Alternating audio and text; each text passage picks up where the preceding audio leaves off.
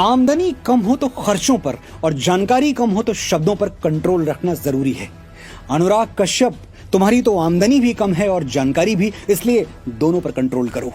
तुम्हारे शरीर में इतना पानी नहीं है कि ब्राह्मणों की इंच भर लेगेसी को दूषित कर पाओ। फिर भी तुमने ये इच्छा जाहिर कर ही दी है तो मैं कुछ तस्वीरें तुम्हारे घर भेजना चाहता हूं। तुम तय करो कि किस किस ब्राह्मण पर तुम्हें अपने शरीर का गंदा पानी फेंकना है।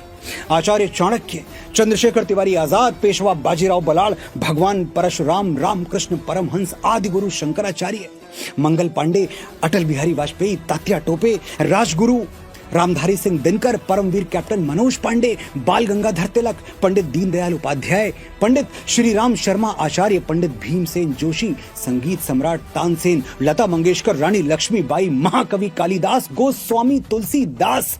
तुम्हारे जैसे हजारों नफरती शुरू होकर खत्म हो जाएंगे, ब्राह्मणों की गौरवशाली परंपरा खत्म नहीं होगी। मैं एक ब्राह्मण तुम्हें खुला चैलेंज देता हूं। इस वीडियो के नीचे कमेंट करके मेरे गिनवाए हुए 21 नामों में से कोई एक नाम चुन के बता दो। तस्वीर भेजना मेरी जिम्मेदारी। और अगर गुर्दे में इतना दम नहीं है कि अपनी बोली हुई बातों पर अटल रह पाओ और एक नाम इस वीडियो के नीचे लिख पाओ, तो भाई साहब, एक बहुत बड़े आदमी ने कहा है कि रहने के लिए दुनिया में कई अच्छी जगहें हैं, लेकिन सबसे अच्छा यही है कि औकात में रहो। ब्राह्मण भारतवर्ष का मस्तक है और इस मस्तक पर चमकते हुए भगवा तिलक पर सिर्फ ब्राह्मणों को नहीं, चारों वर्णों को अभिमान है। तुम्हारी घिनौनी सोच को बड़ा हृदय दिखाते हुए ब्राह्मण तो शायद क्षमा भी कर दे। हिंदू समाज तुम जैसे अपराधियों को, सनातन द्रोहियों को, देश को तोड़ने और एकता को खंडित करने वाले वामपंथियों को कभी क्षमा नहीं करेगा।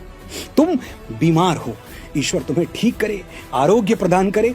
जरूरत पड़ी तो 108 ब्राह्मण तुम्हारी बीमार बुद्धि के लिए हवन करेंगे।